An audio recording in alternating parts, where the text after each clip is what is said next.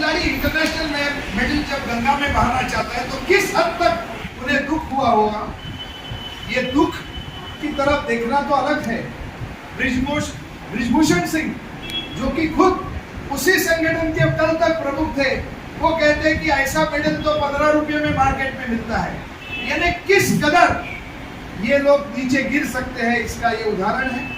और खिलाड़ियों ने जो दिल्ली में बैठे उन्होंने तो अपना फर्ज निभाया। हम आपके सामने एक सवाल पूछना चाहते हैं, सिर्फ आपके सामने नहीं, आपके माध्यम से जनता के सामने। अगर माँ बाप को ऐसे लगने लगा कि ये खेलों में लड़कियों के साथ गैर व्यवहार होता है और अगर उन्होंने लड़कियों को खेलने से मना कर दिया तो हमारी 50% आबादी लड़कियों की आज ऑलरेडी खेल से बाहर है, वो और भी बाहर हो जाएगी। तो ये लड़ाई लड़कियों ने लड़ी है, उसके साथ हम स्वागत करना चाहते हैं पुनिया का कि वो पहले दिन से वहां पर बैठा है। तो हम हमारे सभी पुरुष वर्ग से करना चाहते हैं विनती कि क्या हम पुनिया नहीं हो सकते, मैं भी पुनिया, क्या ये हमारी स्लोगन नहीं हो सकती। और लड़कियों ने लड़ाई लड़ी है, खूब लड़ी है। 1 महीने से धूप में वहां बैठी, बारिश में बैठी, ठंडी में बैठी, बारिश में बिस्तर गीले होने के बाद नया गद्दा भी लाने नहीं दिया, इस कदर उनके साथ व्यवहार हुआ है। तो उन्होंने लड़ाई लड़ी है। अब ये लड़ाई जनता को, जो हम सोचते हैं कि ये गलत हो रहा है, उन्होंने आगे आना चाहिए। इसके लिए खिलाड़ियों, महिला खिलाड़ियों के यौन शोषण के खिलाफ खिलाड़ी मैदान में ये एक हमने नारा दिया है और ये सभी लोग उस नारे के तहत आए हैं। और मैं अब इतने ही इंट्रोड्यूस से रुकता हूं और अब मैं कहता हूं कि इनमें से जो कोई इसमें और कुछ ज़्यादा कहना चाहे वो कह सकते हैं, आप उनसे सवाल भी पूछ सकते हैं। फिरोज मिठीपुर वाला से मैं में विशाखा कमेटी जैसी कमेटियां भी उसमें शामिल होनी चाहिए। तो हमारी मांगे तो हम बताएंगे ही, लेकिन इसके बाद आज ये प्रेस कॉन्फ्रेंस है ये बताने के लिए कि 9 तारीख को शिवाजी पार्क पे हम लोग डेमोन्स्ट्रेशन करने वाले हैं।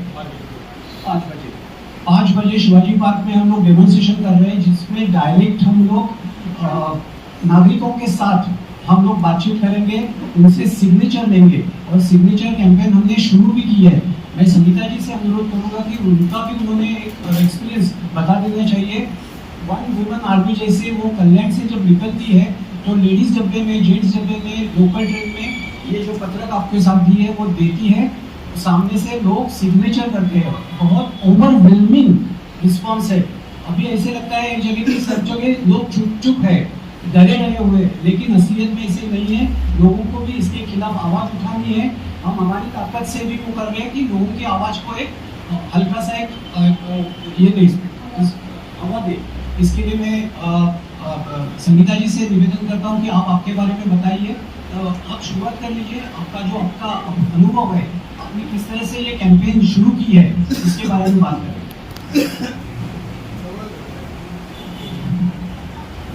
मैंने हाल ही में कॉलेज से वॉलंटरी रिटायरमेंट ली है।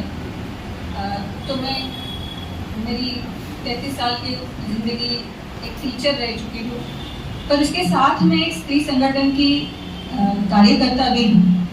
तो जब ये आंदोलन शुरू हुआ तो शुरुआत में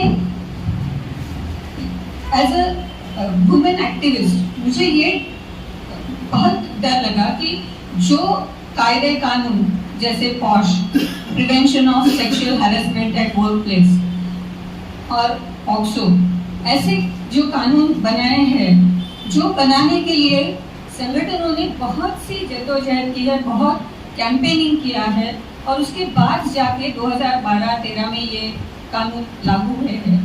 और जब हम देखते हैं कि ओलंपिक मेडल जीतने वाली लड़कियों को ही इस एक्ट के तहत न्याय नहीं मिल रहा, तो एज अ वुमेन एक्टिविस्ट लगा कि ये बहुत गलत हो रहा है। पर जब 28 अप्रैल को हमने देखा कि एक तरफ संसद भवन के उद्घाटन का जल्लोष चल रहा था और दूसरी तरफ इन लड़कियों को रास्तों पे घसीटा जा रहा था, तब रियलाइज हुआ, तब मेरे अंदर जो टीचर है वो जाग उठी कि ये अब लड़ाई सिर्फ इन लड़कियों की नहीं रही। और तब मैंने जो इन्होंने जिक्र किया कि सिग्नेचर कैंपेन की, मैं जानना चाहती थी कि आम जनता क्या सोचती है, क्योंकि व्हाट्सएप मैसेजेस या अपने परिवार के लोग या आसपास जो सुन रहे हैं उसमें कुछ ज़्यादा आपको, या इवन मीडिया जो नेशनल इलेक्ट्रॉनिक मीडिया जो दिखाते हैं उसमें ऐसे बिल्कुल नहीं लग रहा है कि लोगों को इससे कुछ इस आंदोलन से कुछ फर्क पड़ रहा है। तो मैं जानना चाहती थी कि क्या लोगों को इससे फर्क पड़ रहा है। तो मुझे बहुत ही अचंभा हुआ। मैंने जब कल्याण शहर में ये सिग्नेचर के लिए घूमी, लोगों से बात की, ट्रेन में औरतों के ग्रुपों में बात की, तो बहुत सारी लड़कियों ने, औरतों ने कहा कि आप अच्छा काम करिए, ये होना चाहिए, पर उनके मन में डर ये ज़रूर था कि ये होगा क्या, क्योंकि जिनके खिलाफ वे लड़ रही है वो बहुत शक्तिशाली है। तो उनमें ये बहुत ही एक भावना है कि शायद इनको न्याय नहीं मिलेगा। तब जाके हमने जब आपस में बात की तो लगा कि ये भावना तभी मिटेगी जब हम साथ में क्योंकि हम कहते हैं कि कोई बड़ा नेता होता है जो रोर लाइक लायन, हमारे यूनियन के लीडर कहा करते थे।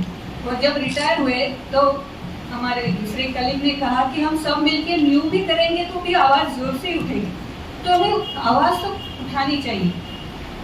तो उस दिन मुझे ये रियलाइज़ हुआ कि ये लड़ाई अब मुझे या हम सभी जो इस संगठन में काम करेंगे, ये सिर्फ हमारी लड़ाई नहीं है। एक अनुभव मुझे इस सिग्नेचर कैंपेन में ये भी आया कि कुछ औरतों ने कहा कि ये इन लड़कियों ने ये आवाज़ तभी क्यों नहीं उठाई जब उनके साथ सेक्सुअल हैरेसमेंट हुआ, उनका यौन शोषण हुआ। तभी ये बात अगर वो उठाते तो कुछ हासिल होता, तभी उसका इफेक्ट होता। अब जाके जब वो मेडल्स जीत चुकी है, फेमस हो चुकी है, अब जाके क्या फायदा है। तब मुझे ये रियलाइज हुआ कि तो अभी तो बहुत ही ज़रूरत है ये बात लोगों में जाके बताने की, और इसमें मर्द भी जुड़ने चाहिए कि अगर एक औरत इस तरह के अत्याचार का अनुभव करती है और वो अगर समाज में आके उसके बारे में न्याय नहीं मांग सकती, बावजूद इसके कि there are laws, there are acts, इसके बावजूद भी अगर वो नहीं हो रहा है तो इसके लिए हम भी जिम्मेदार हैं, क्योंकि हम भी अपने ही लोगों को, लड़कियों को ही इसके लिए जिम्मेदार मानते हैं। उनको ही, जो विक्टिम है उसको ही मलाइन किया जाता है। तो इस बहाने ये भी एक मैसेज जाना चाहिए कि अगर वो लड़कियां नहीं सामने आ सकी तो उसके लिए हम ही जिम्मेदार हैं। उनकी एज ए पेरेंट आप सोचिए उनकी क्या हालत हुई होगी जब वो सुनते होंगे कि उनकी लड़कियां जिनके लिए वो इतनी मेहनत कर रहे हैं, सब फैमिलीज उनको इतना सपोर्ट करते हैं, और उन्हें जाके उनके स्पोर्ट्स इंस्टीट्यूशन में इस तरह का व्यवहार उनके साथ होता है। आप सोचिए कि उन पे क्या बीतती होगी। जिस छोटी लड़की, जो माइनर लड़की का केस वापस लेने का अभी न्यूज़ आया है, उनके पेरेंट्स के साथ क्या बीती होगी। ये जो सवाल उस औरत ने पूछा कि अभी उन्होंने तभी क्यों नहीं ये आवाज़ उठाई, तो मुझे रियलाइज हुआ कि यही सवाल आगे जाके मेरे स्टूडेंट, मेरे बच्चे, किसी पेरेंट्स के बच्चे उन्हें पूछने वाले हैं, आने वाली जनरेशन पूछने वाली है कि इस तरह का दमन जब हो रहा था, इस तरह आपके हक जब नाकारे जा रहे थे, न्याय के खिलाफ उठने वाली आवाज़ बंद हो रही थी, तब आप कहाँ थे।